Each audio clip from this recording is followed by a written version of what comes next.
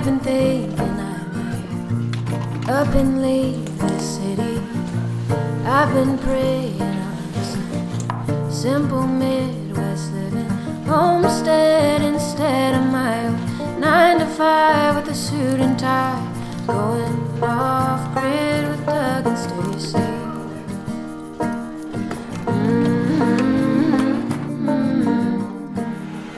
Hello and welcome back to the channel. And for some of you guys that are new here, my husband and I live in this cabin that we built ourselves from wood from the forest, and we live off grid, which means we don't have any public utilities. So what I wanted to do today is give you a tour of my little off-grid kitchen. I've had so many questions and comments over the past few weeks about, the kitchen, about the things that I use, because we had done a few videos back when we were at Layman's, and we were talking about things that we use here on the homestead, and people were really interested in it, and I keep getting a lot more questions about that because we live in a 600 square foot cabin, so it's not really big, so I have to utilize my space pretty well. So I want to bring you along, so let's get started on our little tour. Oh, here we go. So we're going to start over here in my kitchen area with my table. It's beautiful, isn't it? It's made out of Mexican cedar. So a few years back, Doug and I got into raising alpacas, and we acquired this from the people who had raised the alpacas. So we got this table. Needless to say, we still have the table, but we don't have the alpacas. So everything in this home that we have is all natural materials. So everything's made out of wood or stone. I try to make it as natural as I can in here. So this table we just love. I think it's a beautiful addition to the kitchen, and it's really hardy too. It's beautiful. They're all handmade. Now I wanted to show you guys, I had got this from my granddaughter. Isn't it cute? It's a little miniature wood cook stove. And we had gotten that at Layman's, and they're so cute. It actually is functional. It works just like you would a regular stove. We even have wood in there. Look at that. All right, so living off grid, we don't have electricity like everybody does, and I use a lot of these oil lamps. I have them all over the place. Even if you guys aren't off grid, it's something to have in case of an emergency. Also, a lot of them, they will radiate a little heat from them too. Homemade sauerkraut. Can't live without this. I have this with all my meals. I have this all over the place, and I always have it here on the table. You want your fermented food every day. All right, let's move on. Whew, I'm tired from walking so far away from where my kitchen table was. So when we first moved here, Doug and I really had to be mindful of what we were bringing into our home because we didn't have a lot of space. So everything had to have multiple uses. So when we got here, we had these cabinets made by the Amish, the local Amish, and I put a Cambria quartz countertop on it because I knew I was going to be using it for a lot and I wanted something pretty hardy. I have this Mortar and Pestle, and I want you guys to see this. It's beautiful.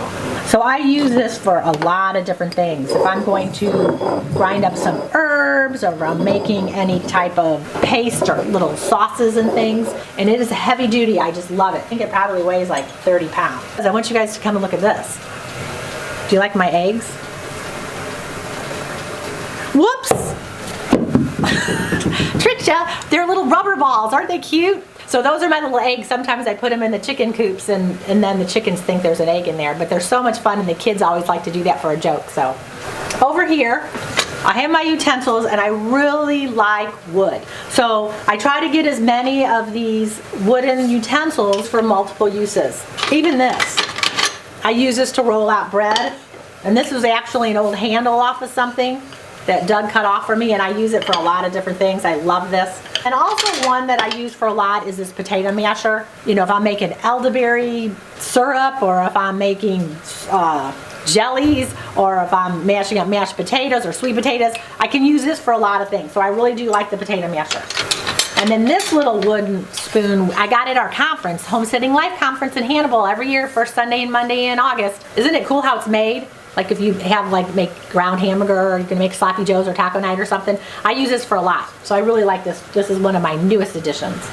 Now, let's open up my silverware drawer. Now here was an area that was really, really hard. When we moved, I got rid of so many things. You know, I just need a few forks, I need a few spoons, and then a few knives. And then I kept certain things like these scissors, like the kitchen scissors, because I cut up my salads, my greens, my herbs. This is the one thing that I can't live without either, is it looks like a razor you'd shave your legs or your face with.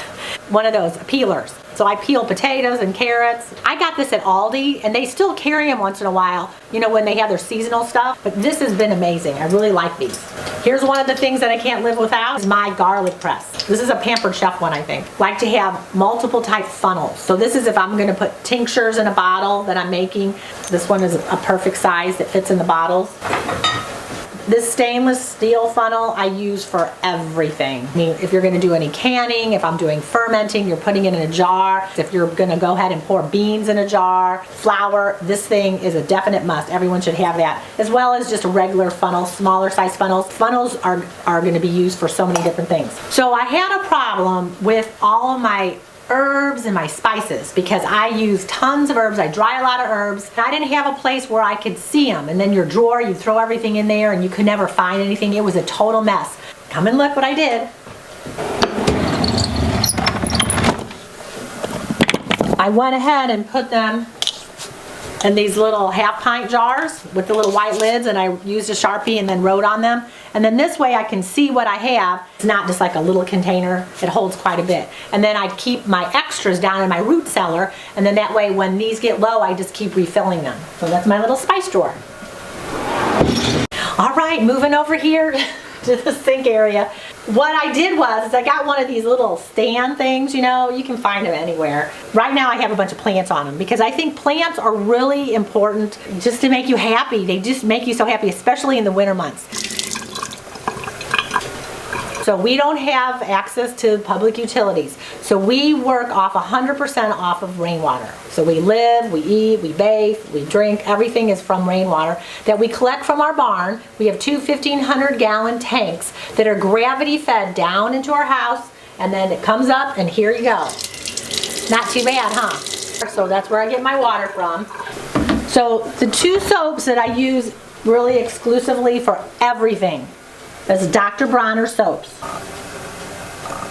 Salad suds is really good if I'm going to be really cleaning some big pots and pans and all that. I'll use this because this is a little bit more heavy duty. And then here is Castile Soap if we're going to take a shower, or I mean, I'll use this for dishes sometimes. Sometimes I'll use the salad suds. It just depends. It's got a million uses. I mean, you can even brush your teeth with it. So these are soaps that I buy in gallon jugs, and I just keep refilling these. I also make my soap concentrate here. I'll just put a little bit of the Dr. Broner soap in here and put the rest water. I use a mason jar. I got one of these lids. It's made out of stainless steel. It's a little hand pump. I've had it for years, and I just keep using it year after year. And then if I need a cleaner, if I'm going to clean off the kitchen table or the counter, I just reuse these bottles, just water bottles or whatever bottles you get. They fit the lids that you get from the plastic bottles at the store. And then I just put my concentrate in there. I might only need a few drops of that in here, and then I put the rest water. And then here's my little cleaning solution that I can clean the floor wherever. It's not going to harm anybody, it's not toxic, and it works out great. I really want to support all the local artisans, support my community. So all of my dishes and pottery that I use are from a local potter in Hannibal, Missouri, Ayers Pottery. I had gotten this little thing, it was like for dips, and I thought, how perfect is that to put my sponges in? The Amish call these chore balls, the little stainless steel pads. I use this for everything. I mean, I go through these like you can't imagine, and you can get a whole pack of them for like $1 or so. Now we're gonna go down underneath the sink where I have like tons and tons of stuff. I just like throw it in there. The funny joke around here is whenever I open it up, it all comes falling out. You know, you get all these cute towels. I would buy all the cute towels before, and it's like, they're not functional. They don't work well. All I use are these flour sack towels. They wash well, they're soft. When you dry dishes, they absorb the moisture. I use this to strain things if I'm making whey, or if I'm straining out juices, or I mean, whatever I'm doing, or yogurt, covering my bread, or cotton, they're soft, they wash well. I should own stock in the flour sack towel company. The other thing that I cannot stress enough that I have, and I use, are stainless steel bowls for mixing, for serving, putting in the oven, especially these big ones. I have one big enough, my granddaughter always says, I took a bath in that. But they're great for making breads or making sauerkraut. And then I also use these to do my dishes.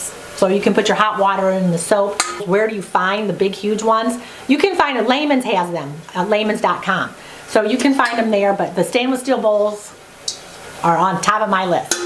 And then I'm going to show you one more thing that I can't live without. And that is all my fermenting things that I use from mason tops. And I'm fermenting something all the time. So it's nice because you have the wide mouth. So you put the puck over your vegetables, and then this goes on top to let the carbon dioxide out, but not the bad stuff in. The regular mouth. The puck goes on top of the vegetable, and this goes on the top with a ring around it. And if you guys are interested in getting some of these cool mason top things, it's in the description below. So you can check that out under mason tops because you'll get a little discount. Moving on. So now let's move up here, and I want you guys to notice the shelf up here Doug made me.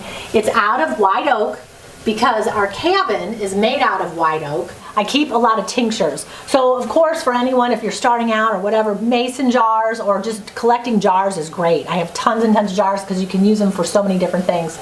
As well as, of course, you need pot holders. And over the years, we've had a lot of our homestead homies, the kids, and our subscribers' kids have made me lots of pot holders, and they've really come in handy. Look at this one. That's the kind that you'd put on the cast iron pan so you don't burn your hand. Isn't that cool? And then over here are some of my dishes. And I had to be careful because I couldn't have a lot of dishes. So I figured these big bowls were excellent because you could do so much with them. So you can put a lot of different types of foods. If you want to do soups, you could do pastas and rices. So I really like these bowls, and we probably use these more than we do the plates. Now over here is something that I love. It's called a salt box. I get done with the salt, I just close it, and it's a great way to keep it so it doesn't get a lot of moisture in it. And because we have a wood-burning cook stove, we live off a gravel road, we get a lot of dust in here, so it gets dusty very quickly. And you try a lot of different dusting apparatus and things. Well, I got one of these lambs, a woolen duster, and I really have liked this one. I think this is the best one that I've ever had. I had already gotten this already at the Amish store, but they have this at Layman's, so you can get it at Layman's too. And so now back here, my universal grinder. So it's like a coffee grinder. We don't drink coffee here, so I use it for herbs and spices and nuts and seeds and things like that. It works great. I got this at a resale shop. Some of this stuff that's old, I mean, it's still functional and everything is still working, so always be on the lookout. And then also I have, it's a smaller butter maker. Good project for the kids. And then of course, you have to have Cookbook, right? Honestly, I don't really use a lot of cookbooks. It's my Armenian cookbook. And especially, this is the one that's one of my prized possessions. This is from the 40s. This has been passed down. So I've had this for a long time, and there's some good traditional Armenian recipes in here. Now I want to talk about my pots and pans. And I had tons and tons of them, but I only need one pan to do like a lot of different things, so I had to condense them. So I have a mixture of stainless steel and cast iron. And here's my little FYI and my little tip of the day.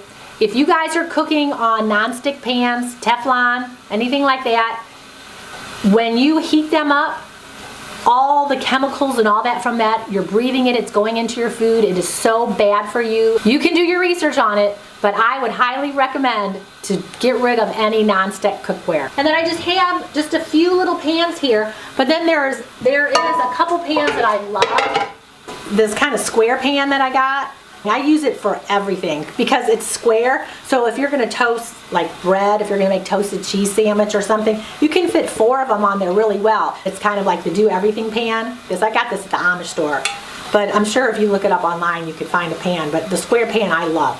Along with a great big, nice stock pot that has a heavy duty bottom that you're not gonna burn the bottom. Because a lot of these kind of stock pots like this one here, there's nothing on the bottom and you burn everything on here. you know, save up and get something good because you're going to be using it for a long time. These things, you know, will last forever. I don't really have a lot of storage space here, but I needed a pantry so I could keep, you know, some of my dry goods in. There wasn't any place, and if I put a lot on the shelf, you know, it would get dusty and it just wasn't working very well. And I'm going to show you how we solved that problem. So how we solved our storage problem was getting a pantry, a custom-made pantry. We had the Amish make it, and it's a corner. It fits right in the corner because we didn't have a lot of space. Let's see how much I can put in. So I can put a lot of stuff in here. It's like I didn't know what I was doing before. I hardly had anything I could put away. So this way I can store all my dry goods, my herbs, my wheat berries and things like that, and then I can keep everything here. And it works out good, and it's just really close to where my kitchen is. Just one little note about buying in bulk. I use the Real Salt by Redmond, and link will be in the description on that one because you can get that in 10-pound buckets or you can get 25-pound bags. You go through a lot of salt, so I like to do things in bulk as well as things that you can use in baking. You know, get your vanilla beans and you can make vanilla because you know how expensive vanilla extract is. So being prepared, getting a stocked pantry, dehydrating a lot of things. I'm doing a lot of stuff with different herbs and different teas, and when you dry them, they store very well. And oh, I forgot to show you. Especially this tea. Chocolate tea is extra good. All right, now I want to show you, this is kind of like the grand finale, the best part of my kitchen that I love more than anything is my Pioneer Princess. This is definitely a centerpiece of my home. We heat and we cook with the stove. It's very functional. I can cook on this whole top. So I can put tons of things on here and it cooks very nicely. It has warming box in here. Like I put my hand in here, it's amazing how it keeps things warm. And I can use it to dehydrate things with. I use the top of this wood burning stove to dry a lot of my glass for my kombucha that I make, or any type of things that I need to put in a bottle. I recycle all these bottles. And then when you look at the stove, a lot of people are like, I don't think I could ever use one. It's not really hard. You put your wood in here, all right, and you control it on the sides. So there's just a little handle here. I can cut off the airflow, or I can turn it up a little bit or turn it up a lot of it, and it'll just make it maybe like it was 350 degrees in your oven or 500 degrees in your oven. It's very simple and easy to do. And then here's my oven. So it is a nice size oven. Look at how big it is. I mean, I can fit as much as anybody else could fit in their oven. I can bake breads, put a few hands in there. It works out great. And then as you notice right here, this is called an Eco Fan. And it's got cast iron on the bottom. There's no like electric parts or anything. And I guess from the heat from the bottom attaches it. I don't know all the scientific way it works, but it works very well. And then that way it's going to push some of this air that it's producing here over to the other side of the room where we have our couch and our chair. So when it gets those cold winter days, it keeps it warmer over there. We like to watch Westerns. You know how they get the drinking cup and they'll drink it when they come in with the horses and they tie them up and they're getting ready to go to the saloon. I got this at Lehman's too, and I love it because I use it for so many things. So I always keep a big pot of water on the stove because wood heat is going to dry the room out, and so I want to put moisture in. So I have a big pot going all the time. But then I'll also use the water if I need it for something, you know, a bit of dishes, or if I need some hot water for something, I'll just go ahead and use this. Now, here's something else that everybody should be having if you don't have one. It is a compost bucket. I keep it in front of the stove because I'm working around here, and when I'm finished, if I have some scraps that I don't need, that I'm not going to give to the chickens, I'll go ahead and put in my compost bucket. And then I just fill it up. And it has a charcoal top. It's kind of dirty. But there's a charcoal top on top of here that you can't smell anything. It absorbs the odors. And of course, the compost bucket's from Lehman's too. So in order for the stove to work, I need to put wood in it. So we have the wood back here. We have some wood in the back that we're going to use, especially on like a snowy, wet, rainy day, you know, and you don't want to go out and get it in the wood shack. So we keep the wood behind the stove. I want you guys to notice this. This is a Crown crock. It's an 8-gallon crock. And I had initially got it because I was making sauerkraut. It was hard for me sometimes to get that much sauerkraut at a time, so I have some smaller crocks since then. But this works out great to put kindling in. Now I'm going to go back here. I'm going to show you something that we use in the stove to help the buildup of the creosote, which is that black kind of almost glassy stuff that will start building up around the pipe, and that's what causes a lot of fire sometimes if you don't clean out your stove. It's called a creosote sweeping log. I'll put that in there. And that helps to get rid of a lot of that buildup.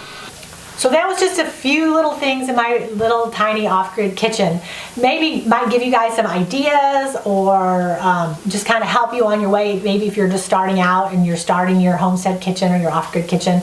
I have kind of fine-tuned over the years what works for me, because you don't need a lot of things. So, just look and see, what thing am I going to be able to use for a lot of different uses. And then that way it'll save a lot of space, because you don't need, 50 different types of spoons and 10 different types of bowls. Pick a couple bowls that you can use for a lot of different things, and it works out great. So I hope you got something out of this video today. Leave a comment below if you did. I would love to hear from you. And other than that, you guys have a great day, and I will look forward to seeing you soon. Bye.